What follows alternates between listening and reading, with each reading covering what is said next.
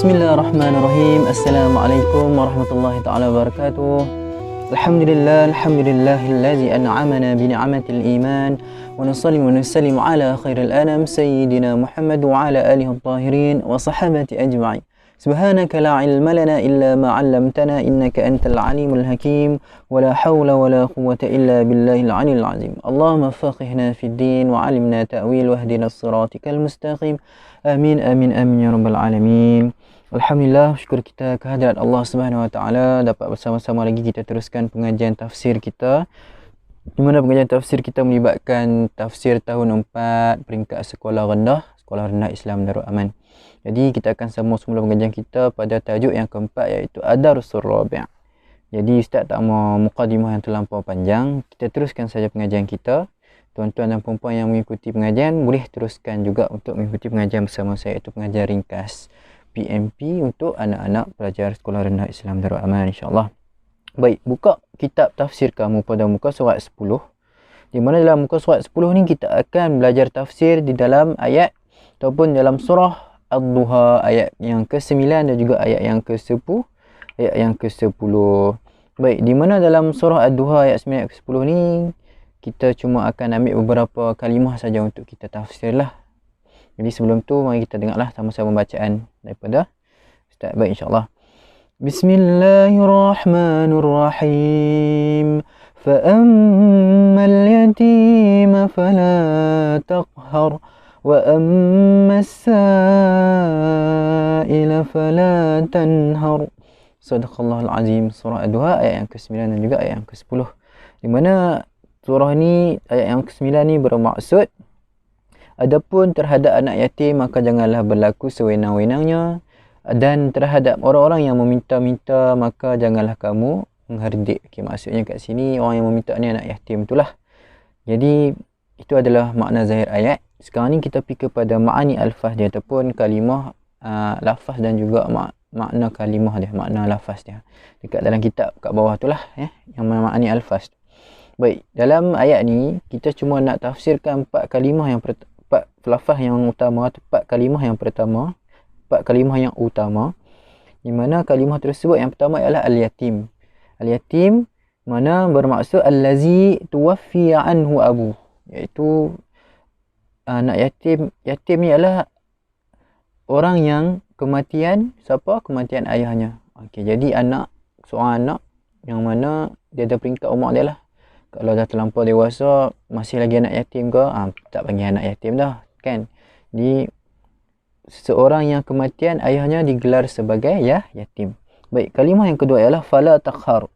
Fala taqhar iaitu bermaksud fala tusallit alaihi bizulmin. Mana maksud janganlah kamu orang cakap apa? Janganlah kamu, macam mana ustaz cakap? Janganlah kamu mengambil kesempatan ataupun berlaku zalim terhadap anak yatim.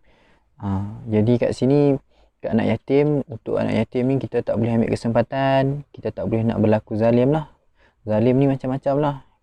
Kita guna dia untuk buat sesuatu, kita guna dia sebagai pembantu kita buat macam-macam zalim ni. Banyak, panjang nak cerita. Baik, itu maksud ringkas saja. Manakala kalimah yang 3, as-sa'il allazi ya'tika wa yas'alu mimma lika.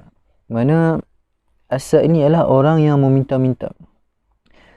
Baik, orang yang minta-minta ni, orang yang datang dan meminta-minta kepada kita ni adalah anak yatim lah. Maksudnya anak yatim yang datang kepada kita, kita tak boleh lah marah dia sebab dia memang ada hak untuk meminta. Itu sebab kita perlu tolong dia. Sambungannya adalah fala tanhar, kalimah yang keempat, fala tanhar fala tazjarhu wa la takun jabbaran alaih. Mana kat sini bermaksud janganlah kita mengherdik atau marah dia kalau dia datang nak minta-minta kat kita. Sebab tu antara sebab kenapa anak yatim ni kita tak boleh marah, ada sebab dia. Sebab memang Allah dah angkat darjat dia untuk kita tak boleh nak marah, kita tak boleh nak buat sewenang-wenangnya dekat anak yatim. Jadi untuk lebih faham lebih lanjut, lebih terperinci, kita ke muka surat yang sebelah, muka surat sebelah. Baik, muka surat yang ke-11 yang ini, iza ra'aita yatiman fala tasbir. Ada 6 poin penting, 6 syarah ni, 6 syarah yang penting. iaitu iza ra'aita yatiman fala tazlim. Apabila kamu berjumpa ataupun apabila kamu melihat ataupun kamu berada dengan anak-anak yatim, maka kamu janganlah melakukan kezaliman. Okey, bila kita tengok anak yatim, kita ada dengan anak yatim, kita tak boleh buat zalim, kita tak boleh berguna kita tak boleh marah dia, kita tak boleh bully dia. Okey.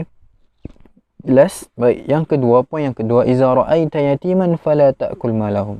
Bila kamu berjumpa ataupun berada dengan anak yatim, kamu janganlah sesekali mengusik harta dia atau makan harta dia. Maksud makan harta ni bukan makan harta dia. Kamu guna harta dia, kamu ambil duit dia, kamu ambil apa yang hak dia, basikal dia, semua segala yang memang hak milik dia kamu ambil, kamu jadikan hak milik kamu. Itu adalah maksud kamu menggunakan ataupun memakan dia punya harta lah. Baik, kemudian yang ketiga, bal yajibu alaikal ahsanu ilaih. Mana kat sini wajib ke atas kamu untuk berbuat baik kepadanya. Okey, wajib lah untuk kita buat baik kepada anak-anak yatim. Nampak tak betapa mulianya Allah angkat makam anak yatim sampai kita kena wajib kita buat baik. Jadi siapa yang berlaku zalim pada anak yatim, dia telah buat satu dosa yang agak besar dan sangat besar lah.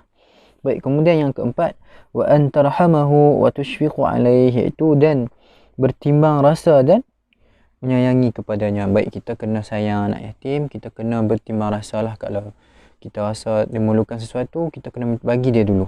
Kalau rasa dia lebih layak, kita bagi dia dulu yang untuk dapatkan sesuatu tu. So kita kena bertimbang rasa lah, kita tak boleh pentingkan diri, kita kena utamakan anak yatim. Manakala berbuat baik ni macam-macam lah, kita kena tolong dia, kita kena bantu dia. Kalau dia tak cukup duit, bagi duit. Kalau dia lapar, kita tolong bagi makan, macam-macam lagi lah. Okay.